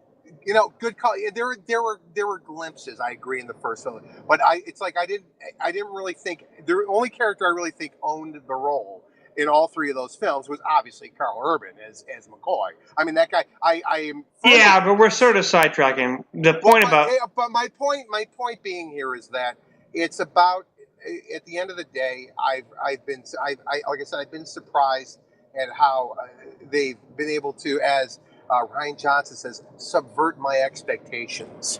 And, and Joaquin Phoenix is such an incredible talent. He really is. I agree. He is so diverse, and I can just when I heard, without seeing the make, when I heard that he's going to be the Joker, I was like, that makes total sense. I just wish they hadn't gone out of their way to look at me. This is how we're going to look. Why didn't they just wait, be patient? Well, that's what they do now. You know what though? What this reminds me of. This reminds me of the whole issue about the new look of the Klingons. You know, people are like they see. You know, and they're reacting, viscerally to it rather than looking at it, judging it on its own merits. And I think it's fair to ask people. Yeah, but we're talking about a singular character, though. Well, I mean, the Klingons are pretty singular. I mean, by specific, the Klingons have the Joker, Well, the Klingons have a singular design depending on which series you're watching. Well, not just that, but here's the problem I always have with the Klingons during the Next Generation era. And mind you, I love the Klingons, but the Klingons were always portrayed very monolithic. But we're not talking about a race or a group. We're talking about a specific character. Yeah, but you have to remember that this is a group or a race that people have, emotionally invested their own character in over the decades. People get married in Klingon costumes. People learn to speak an artificial language because they love them so much. So, I mean, they love the species and what they represent as much as you love the Joker. I mean, the fact that it's a species as opposed to a single individual, it doesn't matter. We're covering the same emotional territory. Yeah, I agree with that. I think whether you're talking about the Klingons as a species or the Joker as a singular character, I think we're kind of talking about the same thing. It's the emotional investment that we have into those, and that is, I think, why we have the reactions we do. But like I said, I'm very willing. I'm just ignoring the makeup. I'm just saying, holy crap, Joaquin Phoenix is going to be the Joker. Now you got me interested. Now I may actually pay $10. I will agree with you guys that seriously, right there. I will agree with you that I should. I mean, there's a logical side that says, kind of like what Carlos said. You should wait and see because more or less that's the honest thing. I'm just saying, Your initial reaction is not good. Well, I mean, they didn't have to. I don't know what the hurry was to show us these behind. Hey, this is his makeup test. They're trying to get too. I mean, I personally, and Son knows this. They're I give away too much. I say in the middle of a production, I say, "Look, this is a work in progress," and then that kind of bites me in the ass sometimes. Yes, like in the middle of doing this, you know what I'm saying, Son? Like sometimes I was too eager to share. But see, here's the thing. What they're doing is kind of no different than what we had with the leaks from the Star Trek set, or the quote-unquote leaks from JJ Star Wars sets. It's kind of no different. It's a subtle way for marketing to try and build hype. And yeah, sometimes it's going to bite you in the ass because people are going to go, wait, what? Oh, hell no! That's my point. It's like his makeup is. I mean, the people that photoshopped him before they even revealed any of this, they made him look so much better than the actual reveal. And that's kind of sad, actually. But you know what? Well, maybe it's not sad. My point is they should have waited a little bit until we had something more than just a visual. Like, can you... Here's the thing. You're getting...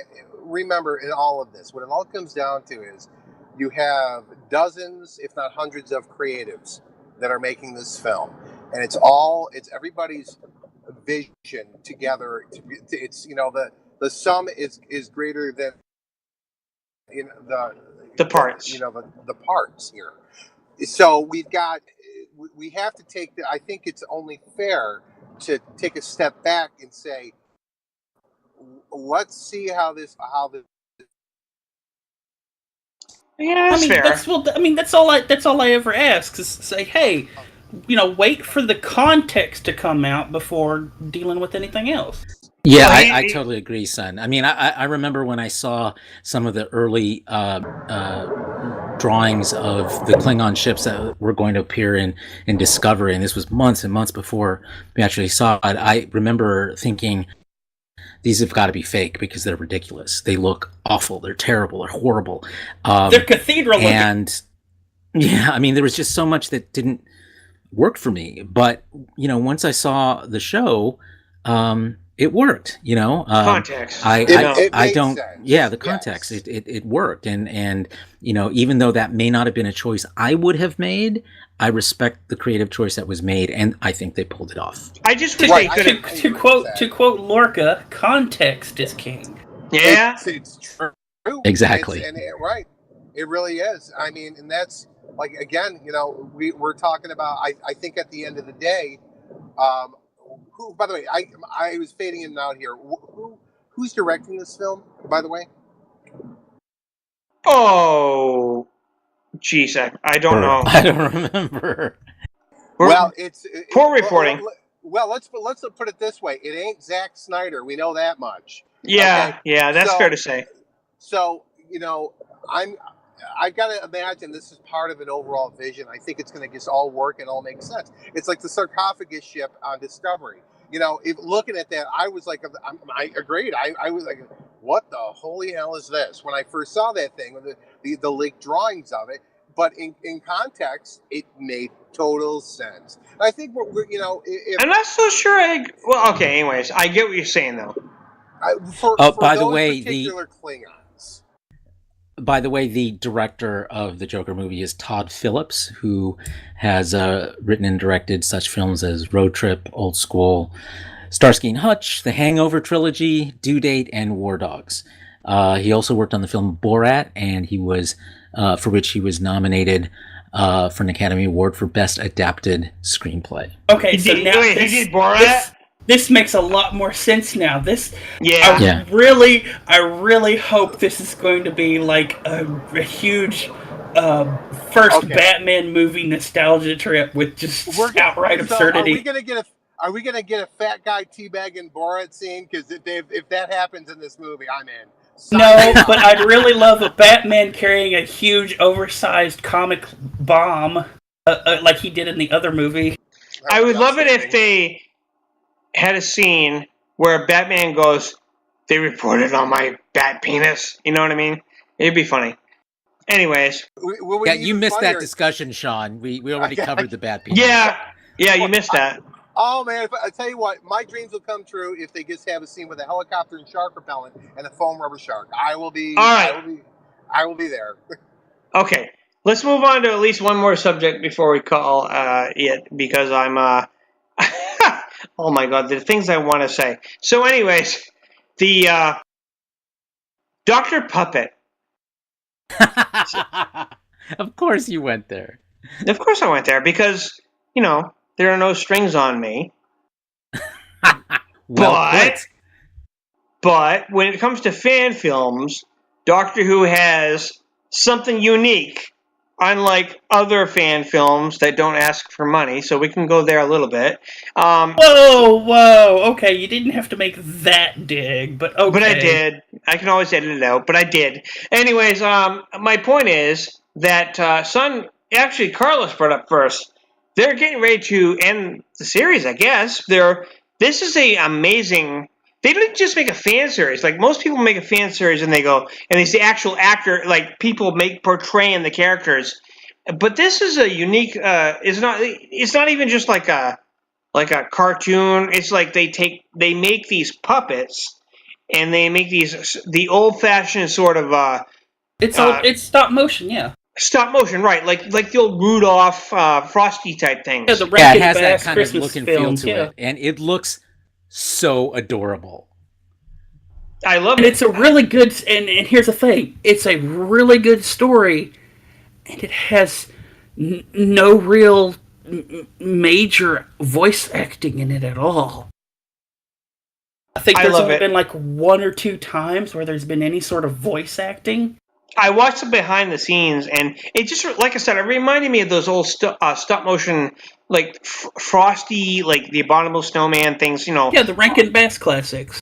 Yeah, it's like this is an under promoted art form. It's like people still do it, but very rarely. They're looking now into everybody does CGI and 3D, which I went to school for. But I'm actually curious now. I'm like, actually, there's a sort of an art in stop motion. I have a friend of mine I went to school with. An art. It is painstaking too.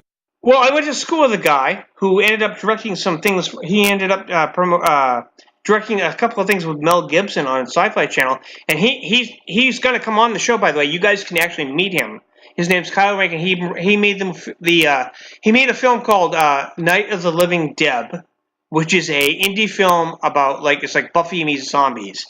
It's not Buffy, but it's the same idea. But he and I, when we were in high school, he started out with he would do stop motion animation with he did Legos and made them into like creepy things. And he ended up on a local television show because of it. And the concept of the art form was stop motion.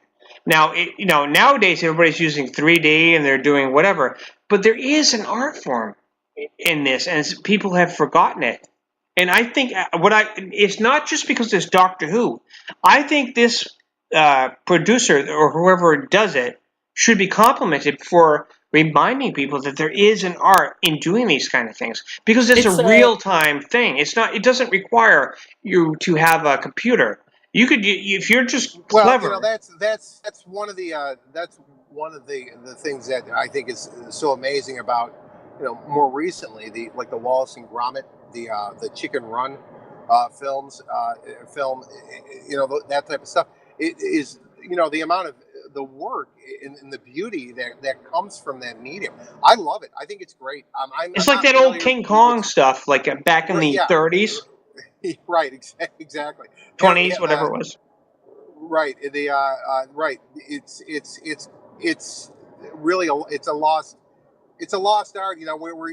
We've been so conditioned by digital visual effects now that we've gone away from that. But it really is it's quite amazing. And I'm not familiar with these Doctor Who ones. Now you're talking about it. I'm dying to see it. They've produced 15 video segments since 2012. 15. What's the name of it again, so I can go look it's just it up? called Dr. Puppet You can and Google it and the director / initiator of all this is a lady of all things. Yes. From Brooklyn, New York. Alyssa Stern is her name. Yeah, and I watched behind the scenes, and I'm going to tell you, my old buddy Kyle, and I seriously, he said to me, "Hey, I'll come on your show. Just let me know when." And he's directed some stuff, and he will talk. And you guys can be in the room with me when he's there, and I'll remind him. I'll say, "You remember the old days when you used to do these you started out with these stop animation things? It's exactly the way he did it. He would make you his videos would make you think that a bunch of Legos were attacking you." Seriously, and it was amazing. But you know what? That was back in the 80s when he did this. Okay, so we were in school, and in the 80s he did this stuff. So they didn't have. You don't need the computers and stuff like that. Well, you do to make it a little bit better. But the point is that whatever Dr. Puppet's creator does, and you guys said it was a woman. I wasn't aware of that. That's fine. That she must remember the way they used to do these things. But you know what? It just goes to show you that some art forms don't require an update. They can still make you appreciate them. Well, today. Sure. I mean, so there's some things like people still do paintings, you know. Yeah. I mean, there's classic art media that will always be vital and resonate with audiences as long as the characters and the stories that they create do that. And I think this one pulls it off. I mean, my fascination around this and stop motion animation like this is that, you know, you literally have to create this miniature world with authentic costumes and things that, you know, they move around in and you have to sew it together from real things, and the amount of care and detail that goes into it, you know, being able to see the sets that they use, it just I want to be able to spend hours just crawling through them or you know, wishing I could shrink to that size and walk through them because they just look amazing. Now that said, you know, from the behind the scenes thing that I saw, it looks like they do use some green screen technology on it. Yeah, a little bit. But so they're not completely old school. They use some it's sort of a mix technology, yeah. But it's mostly, you know, I think that the overarching theme of this production is that it feels real. It feels authentic. It feels like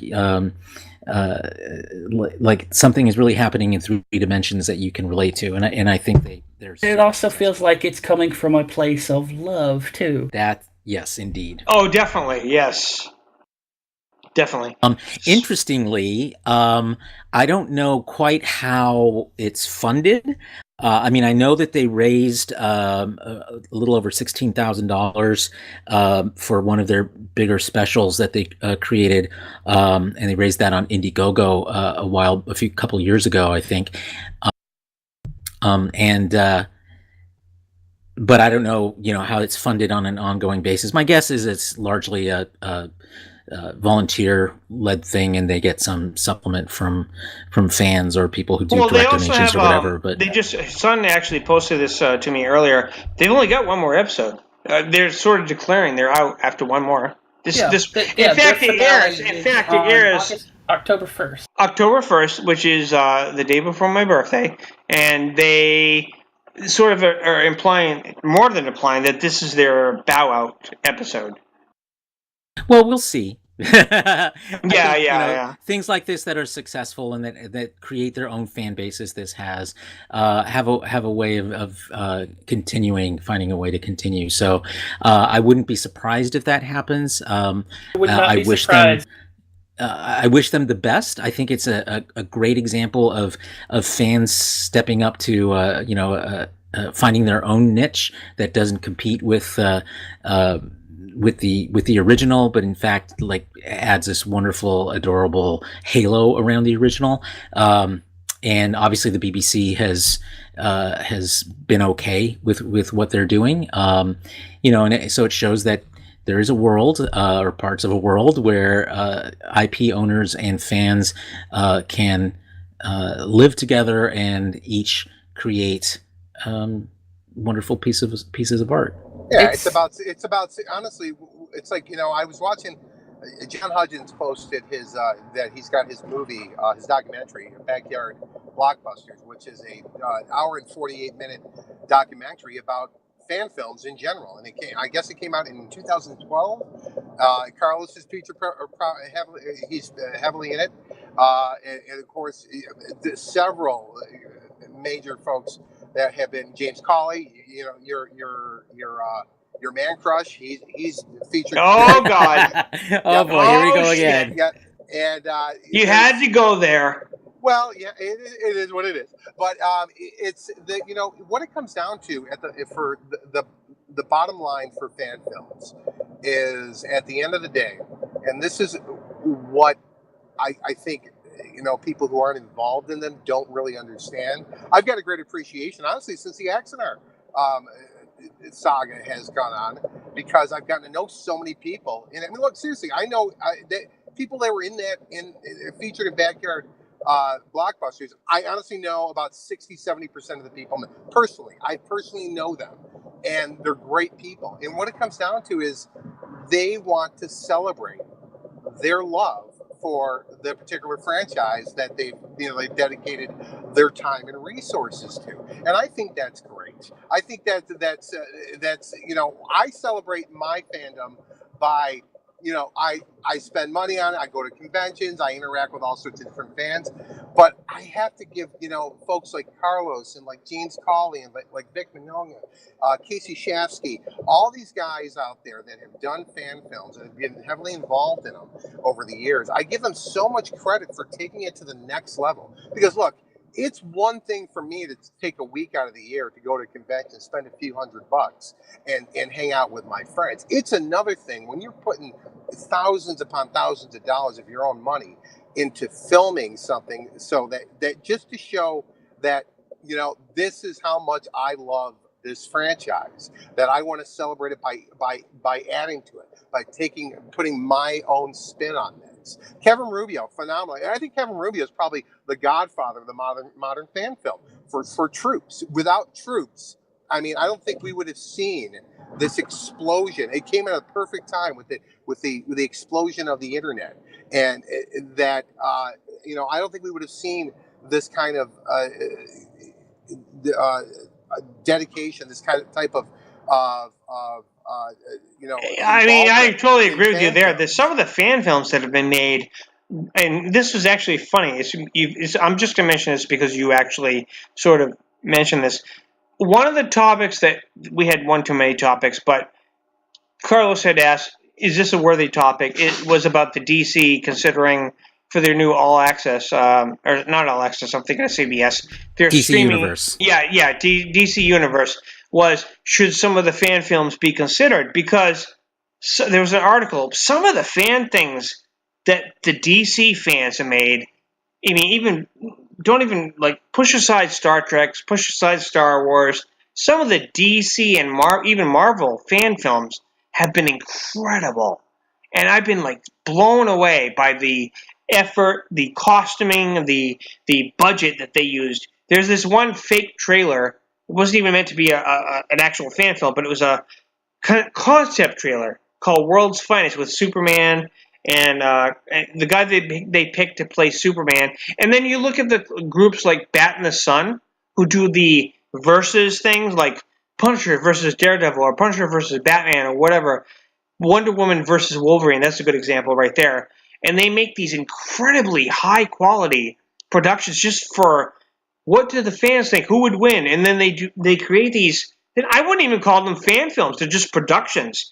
But they get the production standards for Bat and the Sun. And the best one, Batman versus Darth Vader. Oh my God.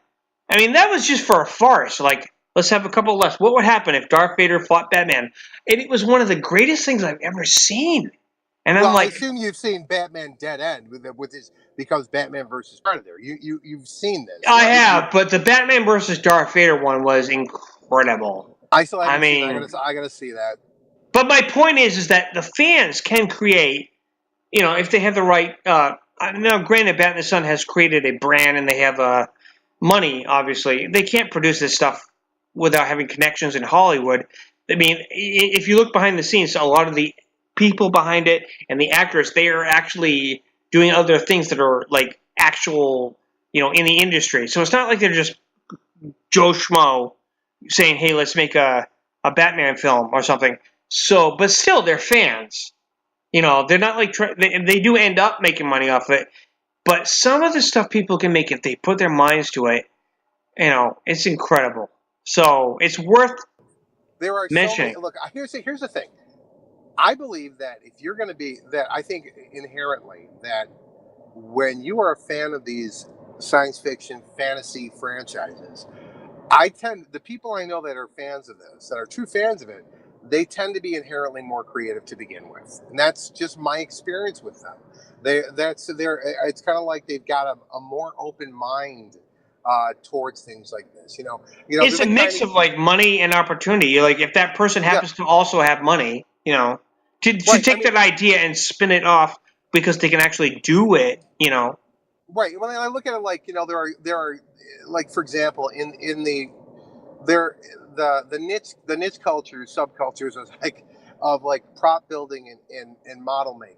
Like, for example, look, there's a reason why there's a huge market for Star Wars and Star Trek model kits. Okay, and that's because that it's not just people. It's not kids slapping them together. These are people that are creatives and that they are able to create gorgeous works of art out of these. And there's just like I said, I think there's an inherent creativity streak among fans of these genres. They also they produce some of the greatest fan fiction out there as well. And so it's kind of nice to really see this all come together, and fans expressing and celebrating their love for these fandoms in whatever medium that works for them. I think it's Absolutely. a good thing. Yep, I agree with you. Yeah, I mean, I think that at the end of the day, it's not just we're living in an age where we are seeing the realization of people's ideas and old school things coming. Like, for example, you got somebody like the people who create Riverdale, and they love the Archie comics.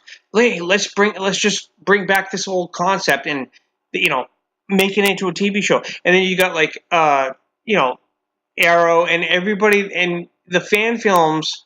The fan films could become, under the right direction, sometimes they could become the reality. Like we could have an episode of the CW where they say, "Oh, I watched a fan film and let's use this." I've actually seen so many concepts that seem like they were taken from or inspired. Okay, I'll give you a quick example. Trip in the Rift. Okay. It was a animated raunchy series on Fox. I loved it, but they took their idea. They bought the guy that did it on the YouTube. He did it on YouTube. He created the characters. He created the whole show, and Fox bought it. Maybe it wasn't Fox. I think it was Sci-Fi Channel. No, I think it was Sci-Fi Channel. Okay, so correct me if I'm wrong, people. Whoever's listening, it might have been Fox. It might have been Sci-Fi. I think it was Sci-Fi. Whoever it was, they bought it off the guy that created the show, Trip in the Rift, and they said, "You know what? I see some potential there. So I'm going to buy this from you, this entire IP, and I'm going to put it on the air, and there you go." So sometimes they recognize that the fans or people out there that are not in the industry can come up with some great ideas. Justin Bieber, I mean, look at him. People can sometimes come out of nowhere, and people can say, I'm watching the internet, and I see something. A prime example, look at Twilight and 50 Shades of Grey. I mean, if I recall correctly, which way did this come? Was it 50 Shades of Grey came out first? 50 Shades of Grey came out as fanfic of Twilight, did it not? Yeah, they just shaved off the serial numbers. Whoa. So there you have it. I mean, inspiration can come from many places. And it's funny because even in backyard blockbusters, what was noted was how many of these guys that have done these fan films have gone on to professional Hollywood careers, based on their work. So, I think it's rare that you're gonna find that, an IP owner is going to say, "Hey, we love what you did with our IP of this." That is. Well, in this case, and when it comes to Trip and the Rift, it wasn't an IP. They wanted to make it. Right, that was an original IP. Right. They wanted to pick that up. So, but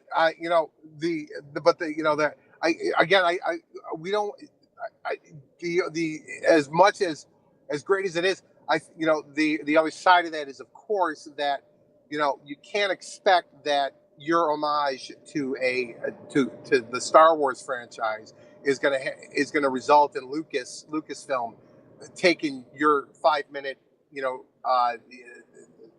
fan. I actually disagree with you. You know that scene in The Last Jedi when Rey threw the lightsaber to Kylo Ren and he took it and he shot the Imperial guy, the Red Guard guy in the head. That was actually exact, and somebody pointed out this on a YouTube thing, and he was right. I remember seeing it. This move, I'm not saying that they copied it, but they probably did. It's the way the choreography went. I never noticed it until I was like, where did I have seen that before?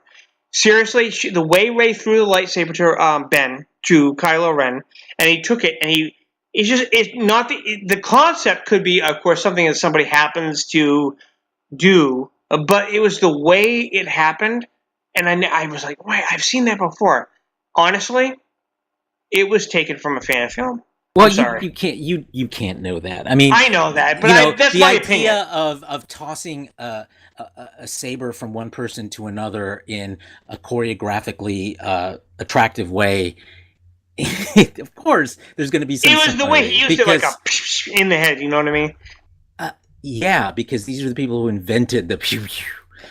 So I'm not saying you're wrong. I'm just saying you can't assume you're right, because there's going to be crossover with that. I mean, there's nothing particularly original about that. It's kind of like if we go back to we talked about the tardigrade lawsuit. There all these elements. That's a good analogy, actually. The tardigrade law. Yeah. Right. There's a lot of.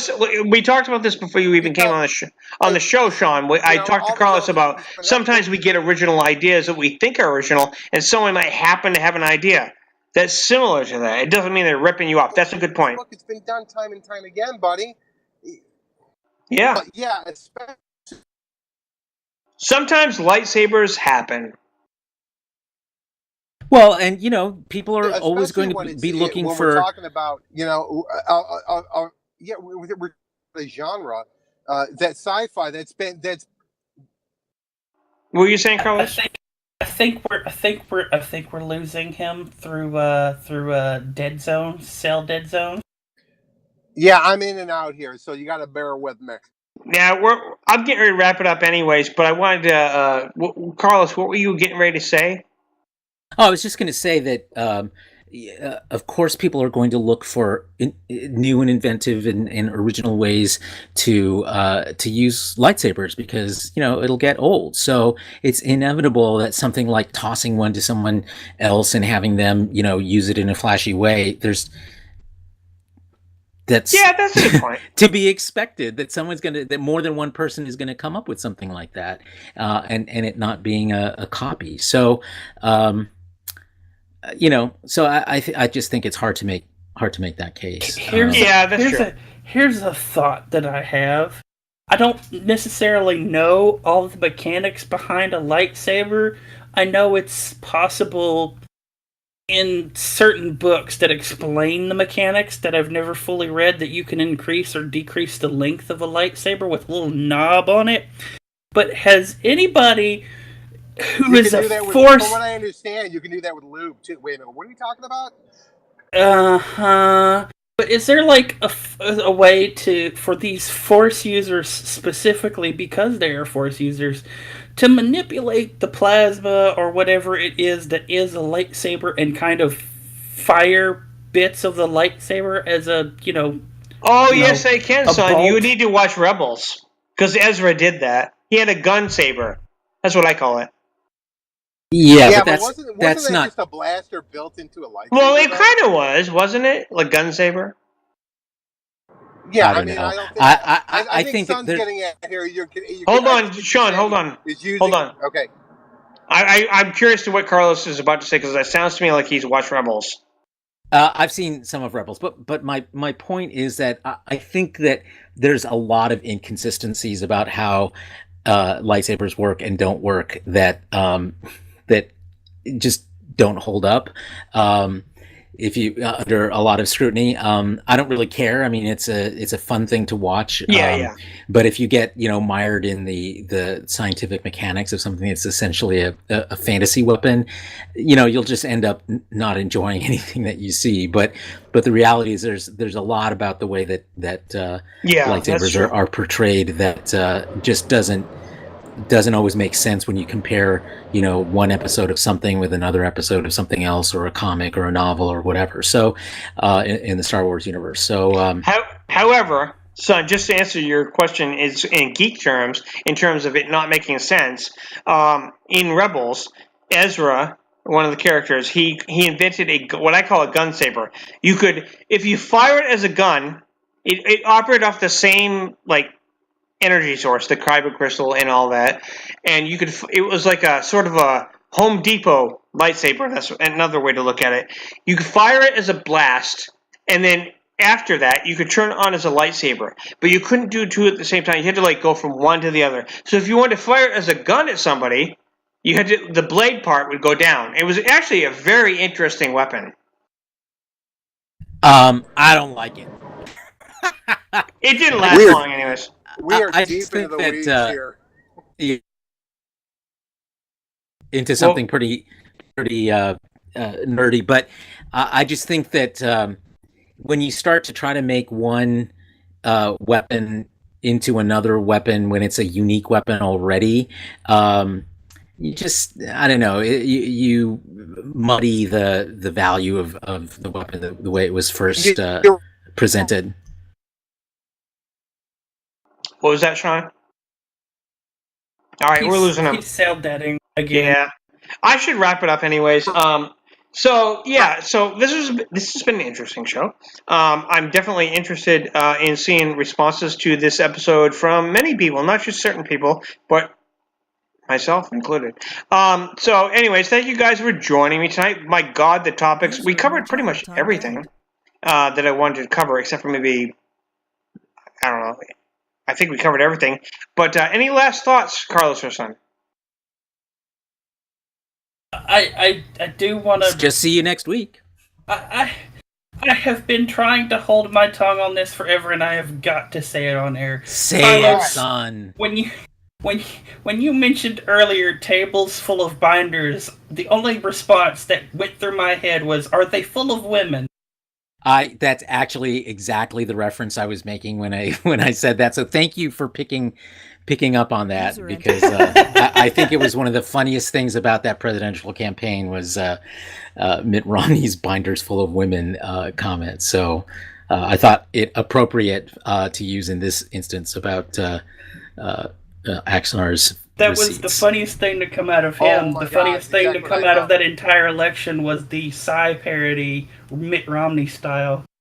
It's all right, Shawn. You only missed a few seconds. Carlos admitted that he loved you. It's all good. He already knows that. Right. Anyways, I'm wrapping up the show. I love his children more, though. He's got. Oh yeah, he has cute three kids. Great kids. Yes, they're great. They are great. They're going to have the FBI after you for saying that. I love watching. I love seeing the Shawn turning his children into Trekkies. Because my own daughter, I turned her into a Whovian, and she started recording stuff that I can't even beat. That has almost 50,000 views in some of her Doctor Who videos, and I was just like, I want to say, give me credit, but I can't because that's just not, that's not how it works. But anyway, so we're going to wrap it up. So we've already. Hey, before you go, I wanted to say I can guarantee this is the first time this has ever happened in Trek Geeks history. Trek Geeks, my God, wrong show. So, wait. Did you just say this is the first time this ever happened? Is that something you said to your wife? Yeah, well, hello. Well, no, if this is something I said to my wife, then we. I'm joking. You have several kids, so obviously it was a joke. Okay. You didn't have to scream, George. Sorry. This is the first time I guarantee that someone has. Well, what I was getting at here, time that anyone's ever started on your show in one state and finished in another, I can guarantee that. You mean like Anakin becoming Jedi to Sith? No, he means like Arizona crossing into Nevada. Oh, all right. So now where are you? No, I mean going from Nevada to Arizona. I'm in Arizona right now. I'm I'd say about 75 miles outside of Kingman. Well, all right then. That's good to know. So we have aired an illegal border crossing, guys. Thanks for listening. Trump can come after us, but anyways. So well, I don't know about. Because I can guarantee the folks in Arizona don't want my Nevada ass there. What were you gonna say, Carlos? I was gonna say I don't know about you all, but I am as soon as I get we're done here, I'm going over to watch a bunch of Dr. Puppet videos. So while I'm eating looking forward to that. Okra and tomatoes. Yeah, it was a tasty dish. I'm gonna have seconds. Oh, you ate it while we were airing? He literally said in the chat that he finished stealth eating. Oh, well, yeah, I didn't catch that until just now. Okay, cool. Yeah, cool. I'm looking forward to this. I'm popping the phone up right on my dashboard, and I'm putting on Dr. Puppet. I'm excited now. Oh, dude, no, if you haven't watched it, yeah. So, all right, guys, I want to thank you for joining us for yet another episode 8. And Shawn, since I already asked these two, any last thoughts before I let you go? All right, then. Apparently that was the last thought. That was the last. Okay. All right, guys. Thanks for joining us for episode 8 of Super Geeks Season 2. Well. All right, Shawn, go ahead.